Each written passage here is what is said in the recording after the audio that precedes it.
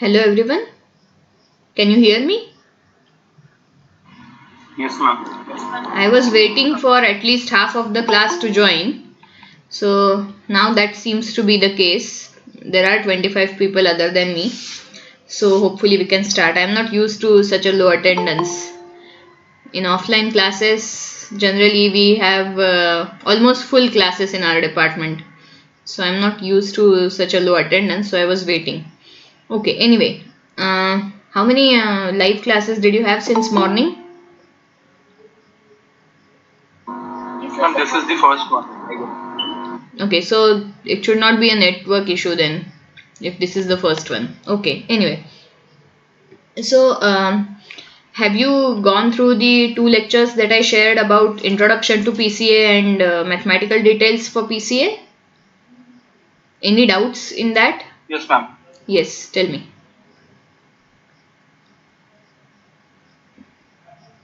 So, any doubts?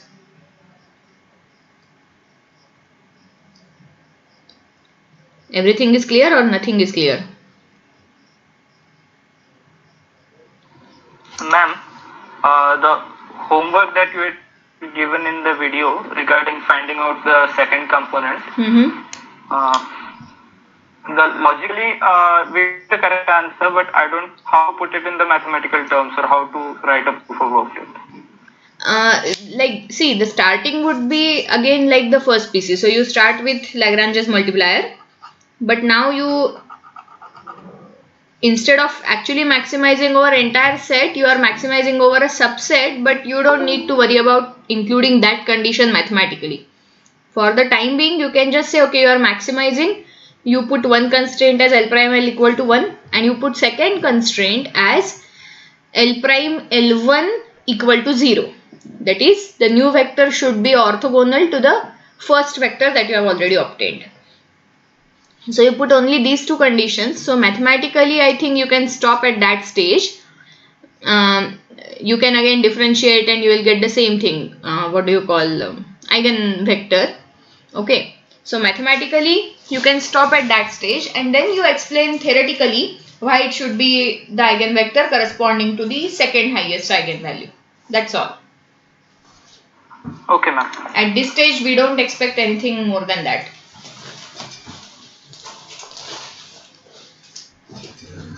Any other doubts? Any other people?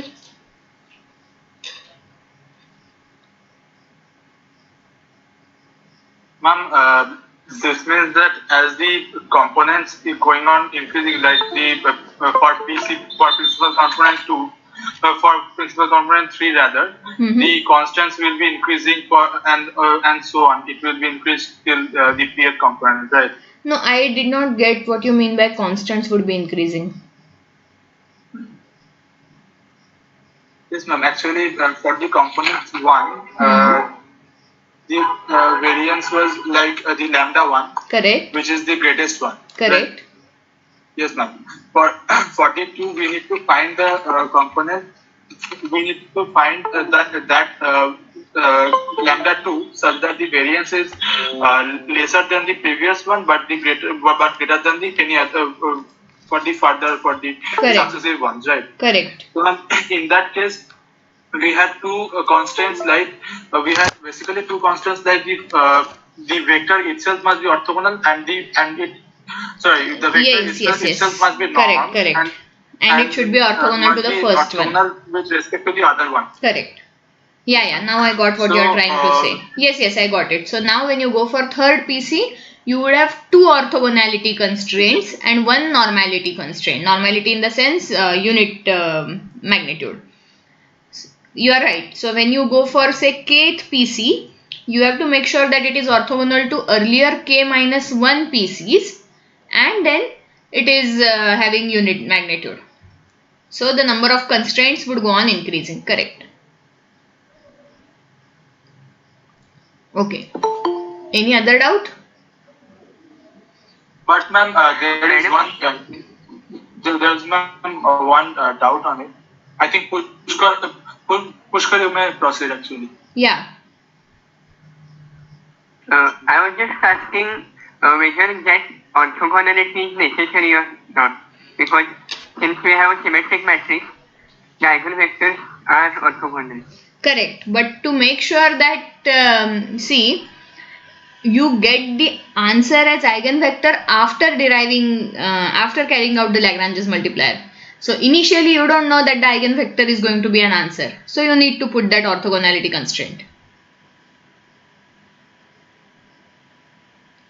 Ma'am, I didn't get you actually. Okay, ma'am. See, if you already know that okay you are going to have eigenvectors, then fine, you don't need to put extra condition of orthogonality. But initially what we know is we just want some linear combination. We don't say that it has to be eigenvector or eigenvalue or anything like that. We just want some linear combination. So initially we need to put all the conditions that we want that linear combination to satisfy. So one of them is orthogonality with the earlier linear combinations. Now when you go and solve the Lagrange's multiplier thing, you get that okay, the final answer is an eigenvector, and hence of course it would be orthogonal to the earlier eigenvectors. But you can't assume initially that it's an eigenvector. Okay, ma'am. Okay, any other doubts? If not, let us start with the further part. So we, in the very first introductory lecture, we mentioned that okay, PCA can be used for dimension reduction, PCA can be used for classification and regression. So today we will see how each of these applications would actually work in the data. Okay, so let me share my screen.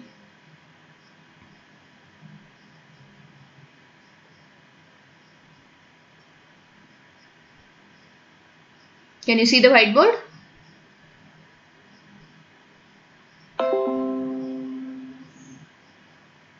Yes, ma'am. Okay.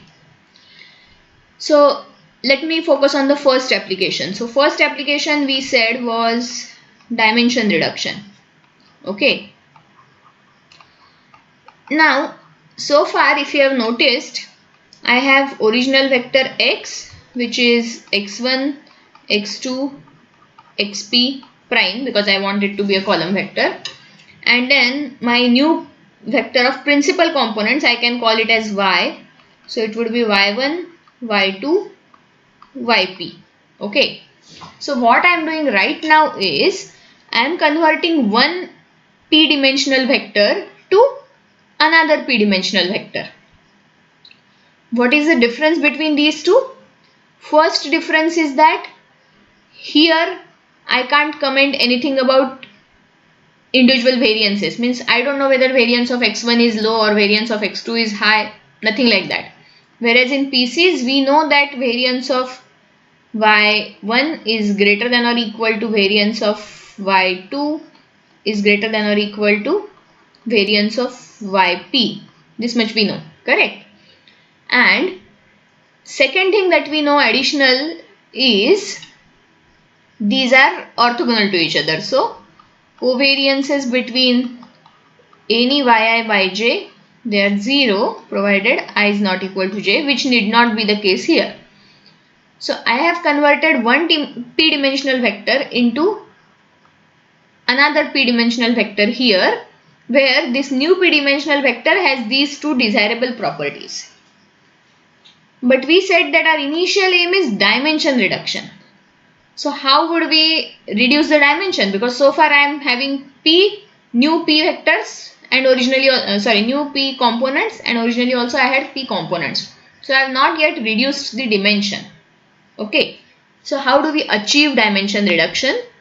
So for that we need to understand concept called proportion of or percentage of variation explained. Okay.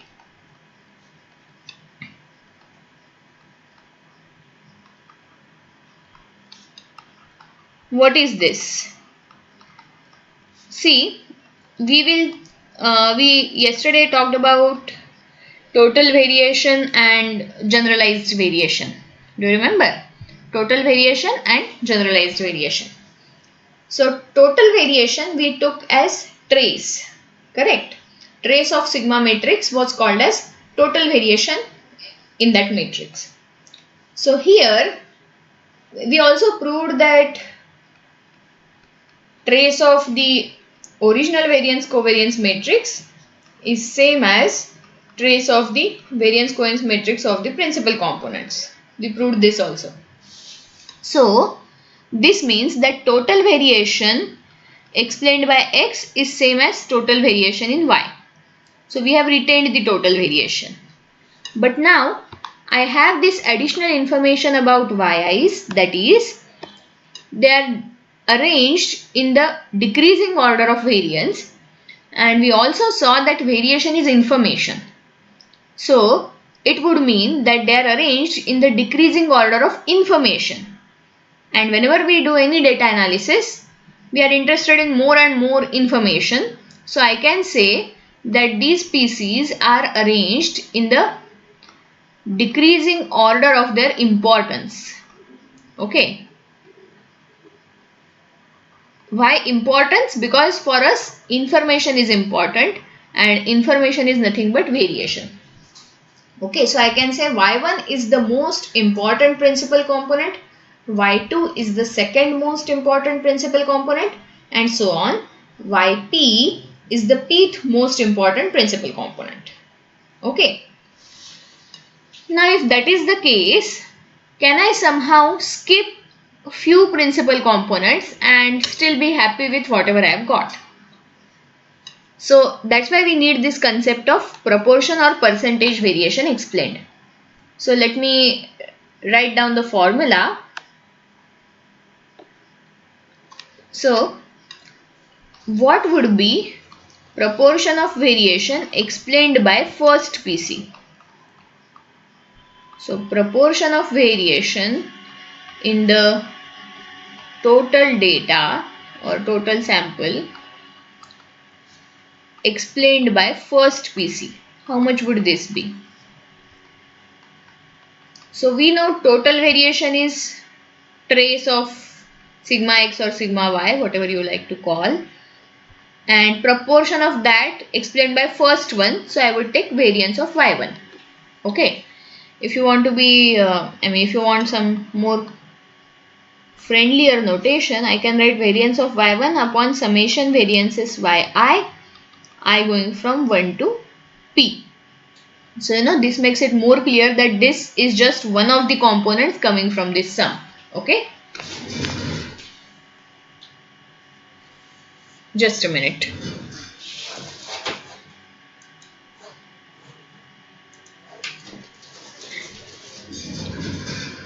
Okay. Is it okay? Now, same story I can repeat for any other PC. So in general, proportion of variation explained by ith PC would be variance of that yi upon trace of sigma x. Trace of sigma x is nothing but summation of all the variances. Okay. And what is variance of each PC? We know variance of y1 is lambda 1, variance of y2 is lambda 2, etc. So this would become lambda 1 upon summation lambda I. This would become lambda I upon summation. Now I should use some other notation. So lambda j going from 1 to p. Correct. So variation explained by ith PC is lambda I upon variation explained is lambda I, and proportion of variation explained by ith PC is lambda I upon summation of all lambdas. Okay. And if you want to convert it to percentage, you just multiply it by 100. So it becomes percentage variation explained by ith PC. Now, what is the cumulative proportion of variation explained by, say, first k PCs? So cumulative proportion of variation explained by first k PCs. Suppose I want to compute. Now first k PCs, it would be sum over I going from 1 to k lambda I. This is total variation explained by first k PCs divided by total variation in the data. So sum over lambda j going from 1 to p. Everyone following me up to this stage? cumulative proportion of variation explained by first k PCs is sum over lambda I going from 1 to k upon sum over lambda j going from 1 to p. Okay. And if you want to convert it to percentage, you multiply this by 100, it becomes percentage. Now, why we are computing this? See, sometimes for the sake of simplifying your calculations, for the sake of better visualization, for the sake of reducing your complexity in computations, you may want to consider lower dimension by sacrificing some of the information. So suppose I have p equal to 10, which means I have 10 variate data set, and it turns out that cumulative proportion of variation explained by first 2 PCs is suppose 80%. Explained by first 2 PCs is suppose 80%. Then if I just consider 2 PCs, then I would have only bivariate data, and in bivariate data I am much more comfortable because I can visualize it, so I can see if there are any patterns, anomalies, outliers, etc. Plus my computational complexity would be reduced because my matrix size reduces from n cross p to n cross 2, etc. And how much I am losing? I am just losing 20% of the information, even though in reality I am considering only 20% of the original variable. Okay. By coincidence these things match. It doesn't have to match. So in fact, if you want, let me make it 85%. Okay. So to avoid confusion. So out of 10 variables, I have now considered only 2 variables. So I have considered only 20% of the original variables, and still I am losing only 15% of the information. So remaining 80% variables were contributing only 15% of information. Okay.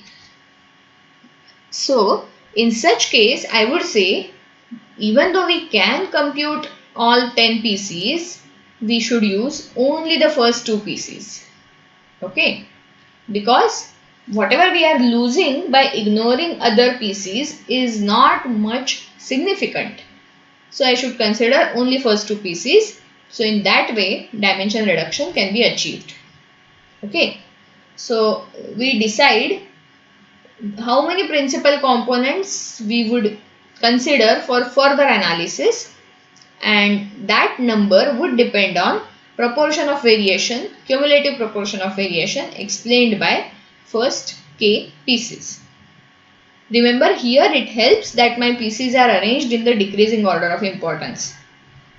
Okay, so if I know that okay, 2 PCs are giving me 85%, then I know that all the remaining can be ignored. I don't have to worry about, okay, should I take first PC and 10th PC and then remain in between things should I ignore? No, you can take PCs from the beginning so that they explain more and more variation. Is it okay? Everyone okay with this?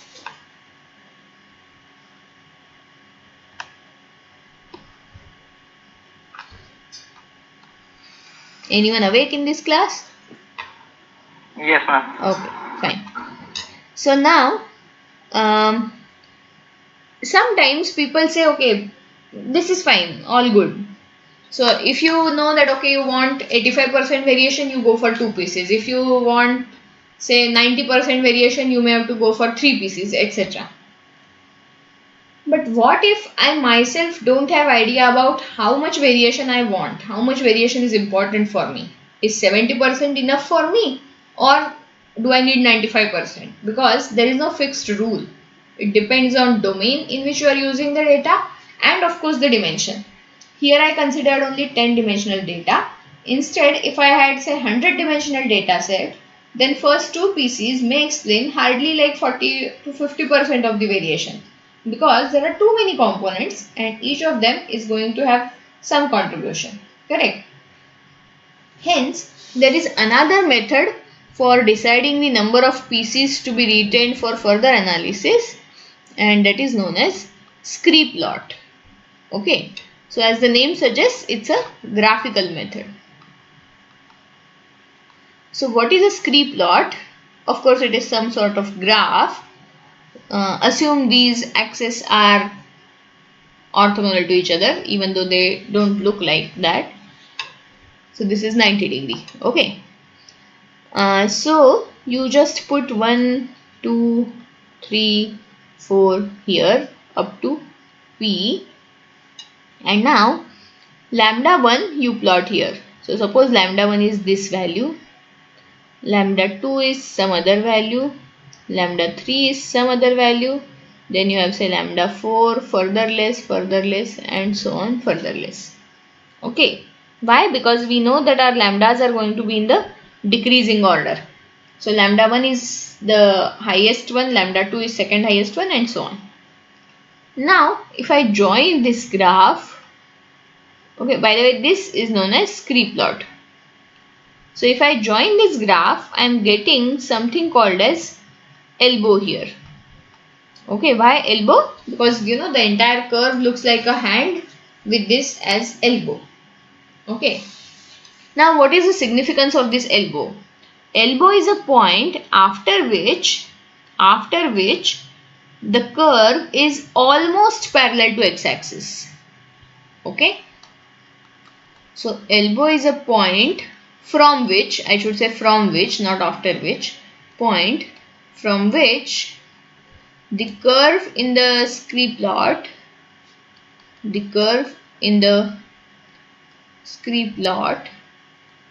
is almost parallel to x-axis.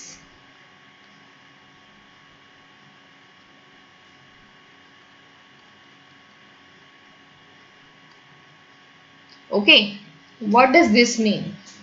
This means that contribution of all these eigenvalues is more or less similar and hence can be considered as insignificant because there is a there is a sudden non-gradual decrease here. Okay, sometimes it may be slightly more gradual, but still there is a steep decrease here. As a result, only first two PCs are important. Why? Because third PC onwards they are all on from the elbow, so they are all like almost equally insignificant. Okay, don't go to testing terminology here. Insignificant, I mean just the English word insignificant, not the statistical term. Okay, so wherever there is an elbow, you say that if elbow is at kth position, then you say that k minus 1 PCs are needed for for proper further mathematical correctness. Okay.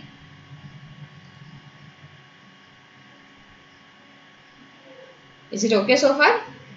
Ma'am. Yes. Hello, ma'am. Yes. Yes, ma'am. But it is seeming like it is more subjective in nature because we are visualizing through a graph and just claiming that. But ma'am, are there any process to actually proving this result true, like we do in the statistical inference or something like that? No, I didn't. Means you are saying whether a PC should be important or not. Yes, ma'am. Like you are telling here from the elbow plot, here from the elbow point, it is visible that after the PC3, the graph is actually, since it is almost parallel to the x-axis, the variation is not significantly different with respect to the other k-1 PCs. So in that case, we can actually assume that the first k-1 PCs can be considered as the are the factors to be which are more which contains the most of the variations in the data set. But the thing is that can we actually but seeing observing from the graph or concluding is like more subjective in nature. So ma'am, in that case, like we do in the testing of hypothesis, right, like we can claim that definitely that after that we claim that the significance of the things in the testing of hypothesis, right? So ma'am, are there any that kind of processes to actually get the significance or something like that. Okay, I got your question. See, the variation explained by PC is generally estimated, correct? Because you don't have the exact value of variance covariance matrix, so you estimate it from the data. So from that you can get confidence interval for variation explained by each PC. Okay, so you see, for example, if suppose currently I am saying that my first PC explains 70% variation, then you may get some confidence interval as say 65 to 75% of the variation is being explained by first PC. But the problem still remains because suppose you for a certain principal component you get a confidence interval. So this people have done. Okay, this you can find. So suppose for a certain PC you find that variation explained currently is say 3% and a confidence interval turns out to be 1 to 5%. Okay. But still deciding whether this 1% variation is significant for you or not is a domain question. So there is no direct statistical test for deciding significance, because in your particular domain even 1% variation may be serious enough, whereas in some other domain even 5% variation may not be serious enough. Okay, hence it is more of an exploratory technique. I agree with you that there is slight subjectivity there. That's why you have the other method where we said that we can actually mathematically we worry about the exact percentage of variation explained by each PC. Okay, but other than that, no, direct significance testing won't be applicable here because the definition of significance would change as per domain. Okay, whether you want 1% variation to be considered as significant or not depends a lot on what you have been working on. Okay, am I clear? Okay, ma'am. Yes, ma'am. Okay, any other doubt?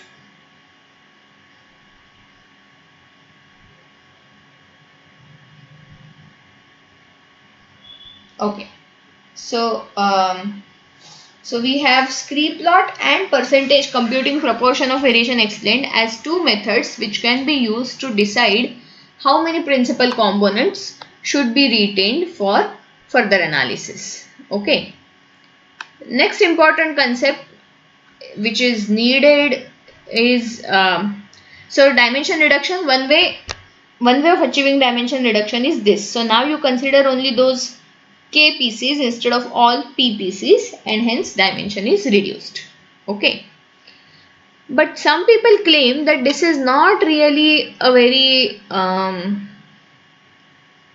honest dimension reduction. Why? Because yesterday we saw the equation y1 is L1 prime x. So y1 contains L11 x1, L12 x2 plus L1p xp.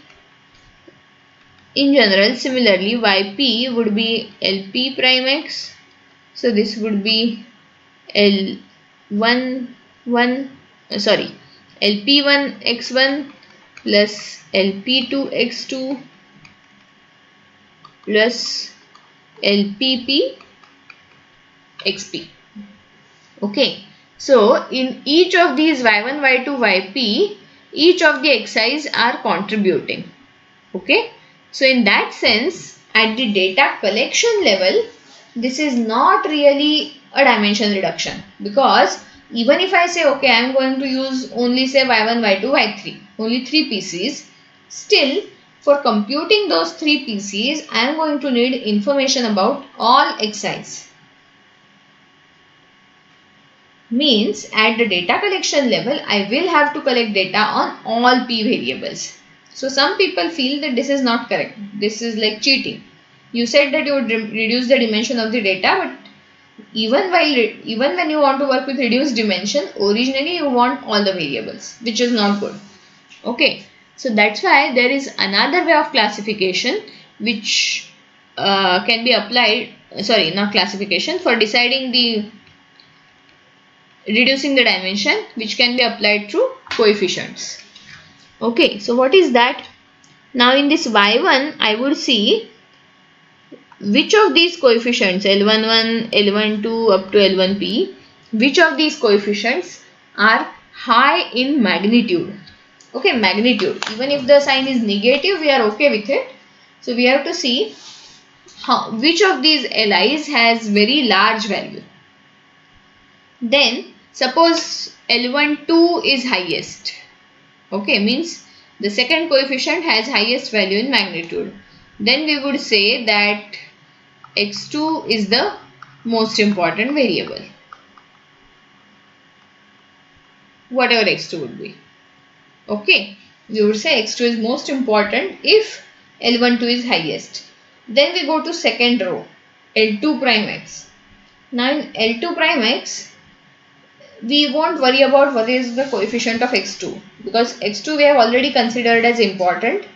Now among the remaining coefficients, which coefficient has highest magnitude? So suppose it is say x7, then that would become second most important variable. Okay, and then if we go by this way, so for the third PC we ignore x2 x3 x2 x7 and we worry about remaining components and see which of them is having highest value of the coefficient. Okay, so if we go in this way, then we can have a set of original variables, a subset of original variables which were deemed which are supposed to be important or significant, so that when you carry out next exercise for data collection, you collect data only on those important variables and you don't waste your time collecting data on other variables. Okay, so this is another way in which dimension reduction can be achieved. Some people feel that this is real dimension reduction because now you are reducing the size of the original data also. You are creating you are collecting data only on the important variables. Okay, whereas when you just consider less number of pieces instead of all pieces, that is not really dimension reduction according to some people because it the computation of pieces does require data from all sources. Is it okay? Is it clear? Hello. Yes. Ma'am, the variables that we have taken from the L1 prime, like x2 is the most important, x7 is the second most important. So these x2 and x7 variables explain its relation with the corresponding y, right? I'm sorry, can you repeat? X1 and X2? There's some disturbance. I am unable to hear you clearly. Yes, ma'am. Hello, ma'am. Yes. Am I audible now? Yeah, now it is better. Yes. Ma'am, since x2 and x2 is most important variable, x1 is second most important variable. So basically these variables are explaining its relation with y, right? Relation of whom with y? The coefficient that we are obtaining. Yeah, the coefficient is explaining relation of those variables with y, correct? Yes. So why do we need a principal component analysis over here? We could have directly obtained it by regression. But then you will have to carry out so many regressions. Yes, right. For every response you would need one regression and you can't guarantee that your regression equations are orthogonal to each other. Yes, I'm right. So some of your regression equations would give you again redundant information. So your two PCs here, if suppose your two PCs here explain 70% variation, you can't have two. And one more basic question, very basic question I forgot. What is your response? For regression, what is your response? You don't know y1 if you don't carry out PCA. Yes, ma'am. So you don't have response, how can you carry out regression? Yes, ma'am. Got it, ma'am. y1 is PC, na? So, okay. Yes, ma'am. Got it, ma'am. Yeah. So So this is how dimension reduction can be achieved. Okay. Now we need to introduce one more concept which is needed in dimension reduction, classification, regression, everything. So that is PC scores. Okay. What are PC scores? So we have these equations here for principal component, right? So by PCA we have now obtained values of L11, L12, L1P, LP1, LP2, LPP. All these coefficients we have now obtained. Okay. And if I have my original data, so let me write down my data matrix. Okay, so suppose my original data matrix I am writing here. So I have x1, x2, xp, observation 1, observation 2, observation n. We saw in the initial class that we would generally have n cross p matrix, right? So we have x1, x2, xp and o1, o2, on. Okay. Now, so what I have is for every observation I have its values for each variable. Now from this original data matrix, so this is my original data matrix. From this original data matrix I am going to construct now what is known as a score matrix. Okay. Score matrix would have same dimension, so it would also be n cross p. It would also have O1, O2, On, but here I would have Y1, Y2, Yp instead of X1, X2, Xp. So what do I mean by this? So because now I know values of observation 1 for each of these variables. So suppose this is say 1.9, this is say minus 2.1. Then I have say 4.3, something like this. And I know the coefficients L11, L12, etc. So using those values of coefficients, say from first PC, so L11 into 1.9 plus L12 into minus 2.1 plus L1P into 4.3. This will give me single value and that would be the value that I get here. So that would be known as score of first observation on first PC. Okay. Let me repeat.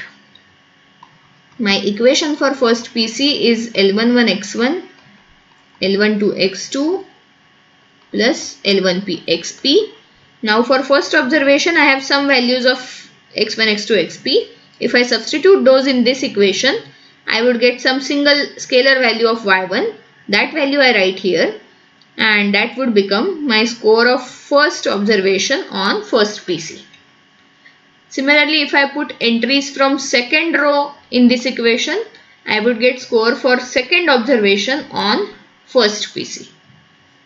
Then I put entries from nth row in this equation and I get score of nth observation on first PC. Okay.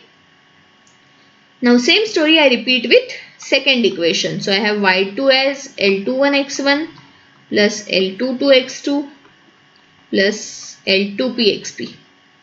Okay. So now I put first row in this equation and what I get would be score of first observation on second PC. Then I put second row in this equation, I get score of second observation on second PC and so on. Okay. So in this way I can construct score matrix from the original data matrix. Okay. Yeah, it has been more than half an hour and I have not given you homework. That's not a good thing. I should give you some homework. So now I have homework for you. So suppose my original data matrix I am denoting by say D. So D is n cross P matrix and the score matrix let me denote by M. So M is another n cross P matrix and you know where these LIs come from. So we know that they are eigenvectors. So L11, L12, L1p is first eigenvector EV1. then L21, L22, L2p is second eigenvector. By the way, I hope my handwriting is at least readable. I know it's not good, but if it goes beyond readability, please let me know. Then you have LP1, LP2, LPP. Okay, this is your matrix of eigenvectors. So now my homework is try to find relationship between these. Means, can I get M by some matrix multiplication of this? Suppose let me call this V. It's a matrix of vectors, right? So can we get M by some operation between D and V? Okay, some product or transpose or whatever. Okay, it's a homework. So I don't want answer right now. Everyone should try to work on it. So can I obtain score matrix by direct matrix multiplication? Of course, addition won't make sense. They are not of same order. By some sort of matrix multiplication, either by taking transposes or not, of D and V. Okay, that is your homework. Do try to find it out. Okay. So yes, but at least numerically, is it clear how to compute scores, PC scores individually? Yeah. Okay. So now these scores would also help me in dimension reduction, visualization, classification, regression, everywhere. So we have another important concept in PCA called as score plot. Okay. So what is a score plot? You try to plot scores on PC1. So basically you have Y1 here, PC1, and Y2 here, and you have the values from this score matrix. So you take first two columns of score matrix and try to plot the scatter plot, and you might get something like this. Okay. Okay, you might get something like this. So this is score plot.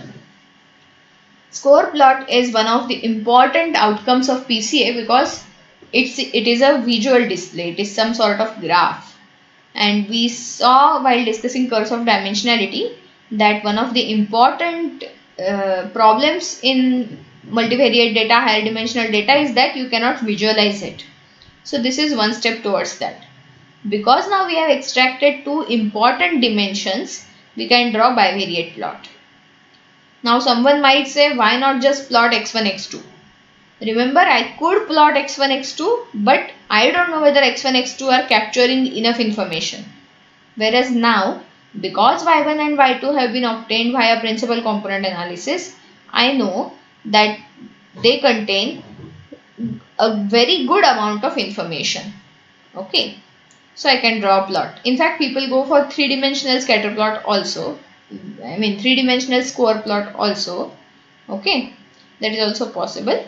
But here we restrict ourselves to two-dimensional score plot. So what are the uses of score plot? So in general, whatever you can't see in multivariate data, because you don't have graphs, you can try to see those patterns here. So if your score plot is actually like this, means if there are actually such groups, then you can suspect that yes, original data has some groups, and then you can call these groups as classes, and this becomes your unsupervised classification. Okay, then you can see, okay, which observations are in which class. One of the very famous ecological application of this was, honeybees. Honeybees have hives, beehives, and then in beehives there is something called as queen bee, then there are worker bees and male bees, etc. Right? So similar to honeybees, there is another insect called as paper wasp. So this paper wasp also has its hives or nests, you can call them, and they also have three categories of wasps. So some are one or two of them are queen wasps, which do all the reproduction business. Then there are male wasps and then worker wasps. So ecologists were trying to see if there are any physical differences between them. So they recorded many characteristics about those wasps, their morphological measurements, so their lengths and widths and diameters of their heads, etc., etc. And interestingly, when they carried out PCA, they could actually see three groups, one corresponding to queen wasps, another corresponding to worker wasps, and third corresponding to, say, male wasps. Okay. So they could see clearly that there are three groups, which was otherwise, difficult to see, and that gave rise to the fact that yes, the grouping is naturally reflected in their morphological characters as well. Okay, so this is one very important use of score plot.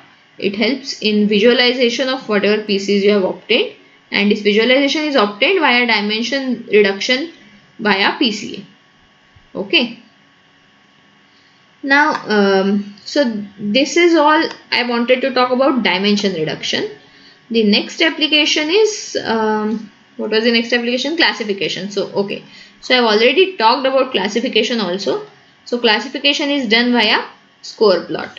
So, you see, if you can see some groups in the score plot, then you try to go back and see what do those observations have in common, and then this leads to unsupervised classification. Okay. And the third thing that I explained was principal component regression. Wanted to explain. So that is principal component regression. So what is principal component regression? So I mentioned that there is something called as multicollinearity issue in usual multiple linear regression. So if some of your regressors are correlated with each other, then they would cause problems in your result. So you want orthogonal regressors. So in that case, what you do is, if x1, x2, xp are your original regressors, then you transform them via PCA to y1, y2, yp. I should use some other notation because in regression your response is going to be y. So let me call this z1, z2, zp. Okay. And instead of fitting model as y tilde this, you fit model as y tilde the new thing, z1, z2 up to zp. Now the problem of multicollinearity is completely gone because z1, z2, zp are orthogonal. So they are not at all correlated with each other. Their correlation is 0. So they are orthogonal with each other. Okay. So multicollinearity issue is handled. But another important thing to be noted down here is, even though usually we say Z1 is the most important PC, Z2 is the second most important PC, and so on, while doing principal component regression, you have to worry about Y also. So you can't say that, okay, even in principal component regression, Z1 is most important PC. You can't say that. You have to see what is the correlation between Z1 and Y. Okay. So if say Z1 and Y are not very highly correlated, then Z1 should not get a place in regression equation for Y. Okay. So once you have Z1, Z2, Zp as new scores, you forget from where they have come. You forget that they have come from PCA and have high variation, etc., etc. You simply treat them as regressors and try to fit a regression line of Y on these things.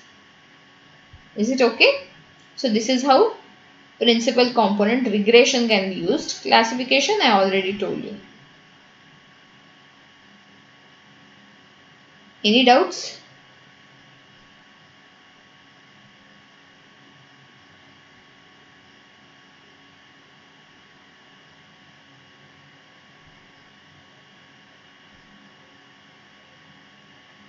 Any doubts? Everything is clear?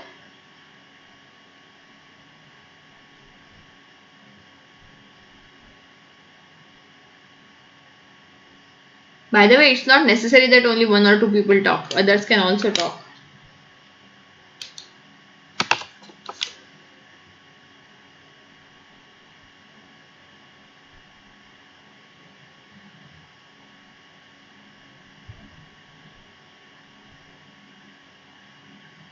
Am I audible? Yes, ma'am. Okay.